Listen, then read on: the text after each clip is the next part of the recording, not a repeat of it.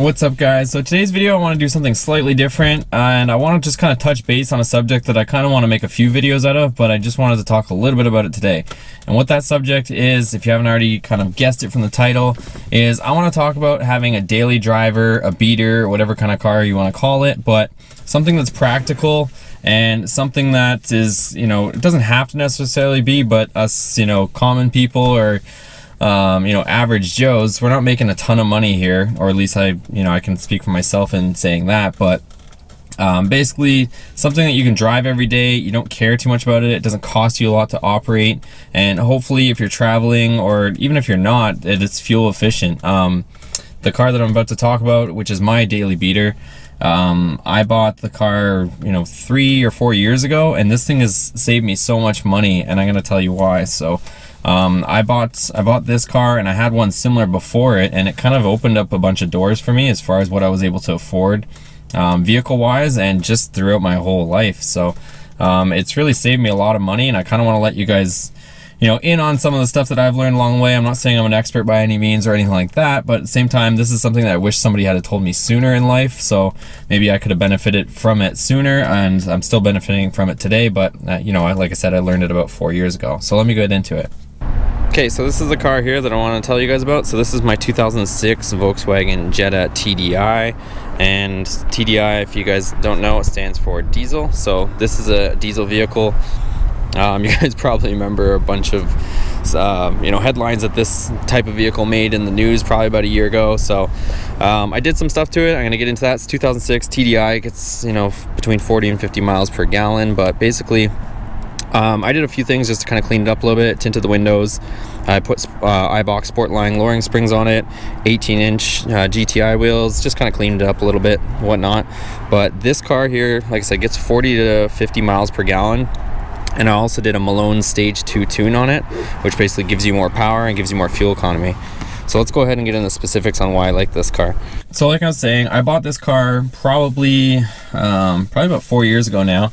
And basically before this car, I had another TDI diesel. So I had a little Golf, and basically, I kind of got tipped off to try one of those vehicles. So I bought a $2,000 Volkswagen Golf TDI just to try out, and the thing was insane on fuel. So you could go so far, almost 600-700, sometimes even 900 miles to one tank, which typically ranges between $40 or $50 or even $30 depending on the price of fuel. So I think it's only like a 13-gallon tank or something small, so depending on the price of fuel, it's not much to fill up, but the range is well over 600 miles per tank depending on how you drive it.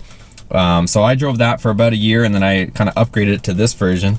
And this one here, I'll show you guys, is pretty nice inside.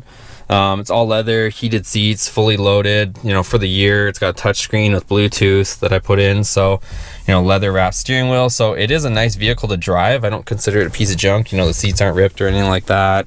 It's a 5-speed manual. But where I'm going with this story, guys, is the amount of money that this thing saved me. I bought this car for I think it was about 2,500 bucks. It had some issues with it. It has high miles on it. When I bought it, it had about 200,000 miles on it, which I know is a lot of miles, but these things go forever being diesel. So I had about 200,000 on it, and I had to replace the camshaft and some lifters and stuff on it because it's common on these engines, but that's another story. So I spent probably about $500 to $1,000 on it, getting it all ready to go, and I haven't spent anything on it since. So I have about a few grand invested in this vehicle, and I've put about 100,000 miles on this car since then. And all I've done is I put a set of pads on it, and I just had to put another set of tires on it, of course. So this thing has literally saved me so much money, and the insurance on this thing is cheap. So I kind of wanted to tip you guys off and basically tell you kind of the things that I've been doing. So I mean, this vehicle for me, it's been saving money and putting money back in my pocket. Prior to this vehicle, I had a lifted Dodge Ram. That was my daily. I was putting a ton of gas in it, and I couldn't really go anywhere with it because it would basically make me broke, putting $100 in fuel in that thing every time I went, given the fuel prices of fuel at the time that I was putting gas in that stupid thing. So that's one of the reasons why this one, the Ram that I have on this channel right now, isn't lifted, so that I can still be kind of fuel conscious with it, and I'm not scared to take it somewhere without it making me broke. So, but this car is my daily driver, and I drive it all the time. But what I wanted to tell you guys is, you know, don't be afraid to have one of these cars. I'm not saying you guys do or you don't. Maybe this is something you guys already know, but if you're trying to figure out how you can afford different things when you're growing up, I wish somebody had told me to, you know, don't spend all your money on the car you have. Save that money and put it towards the car you want, or truck you want, whatever that is. So when I was younger, you know, I turned 16, you know, somebody gave me, you know, a piece of crap Honda for my first car, and I sunk a ton of money into that thing. You know, the amount of money that I put into that car, kind of looking back on it, wasn't the smartest thing to do. And I mean, that's what all my friends were doing. You got whatever car you could get at the time, whether it was something your parents handed you out or handed down to you, or something that you could barely afford, and that was your pride and joy. But at the same time, you were spending a ton of money on that thing. And I see, you know, I'm not old by any means, or really old, but I see kids these days, and, you know, I'm driving in my Viper or something like that, and they're asking me how the hell you could afford that car.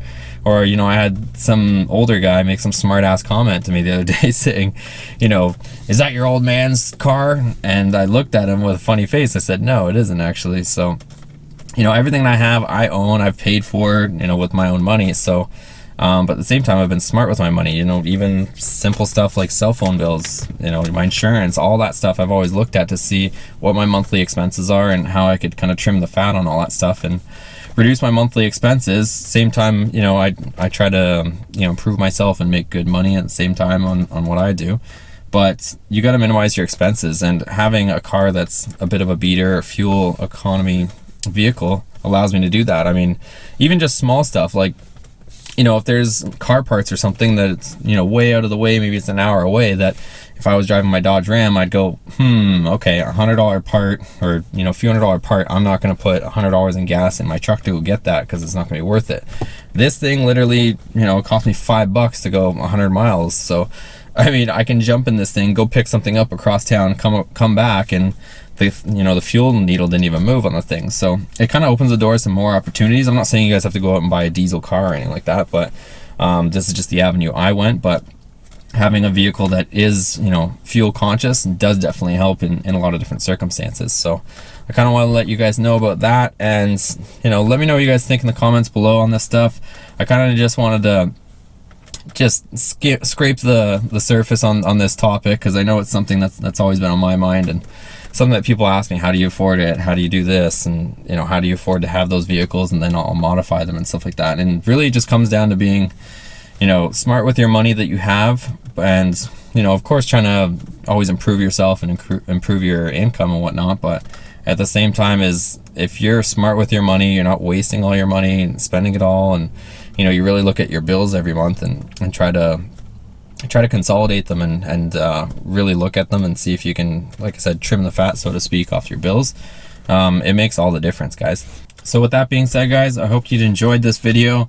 Let me know if you guys want me to do other stuff that's similar to this. I know it's not truck related or car related necessarily, in the sense of me fixing stuff or you know, going on an adventure or going to a car show or changing a part or doing a mod. But I think this is something that maybe is kind of, you know, relative to everybody that's in the car scenario. So I kind of just wanted to make this video to tell you guys that, you know, if you want something, you're driving, you know, I don't want to knock any specific models of cars, but if you're driving a car that, you know, you just have because that was all you could afford at the time, don't spend all your money on it. I'm telling you right now. I know it's hard because I went through it myself. You know, I had a 700 horsepower Honda S2000, which is kind of relative to my screen name or username on YouTube right now still, but I had a 700 horsepower Honda S2000, and, you know, I sunk a ton of time and money into that thing, and it made 607 at the wheel, which I'll show you right here.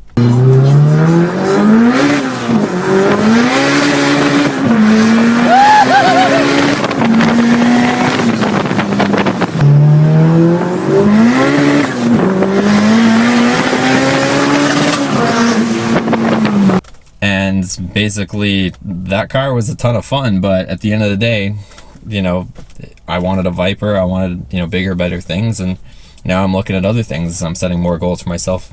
3 to 5 years, I'm hoping to have, I don't know, maybe a Lamborghini or a Ferrari. So I'm always sitting there striving for the next best thing. That's just me, myself, and I'm always trying to push myself to the next level. But I know you can get there. You just got to be smart with what you're doing and your money, and like I said, don't blow your money on the small things, and try to be patient. So All right, that's it for today, guys. I know, you know, it's not the typical content, but let me know again what you think in the comments below.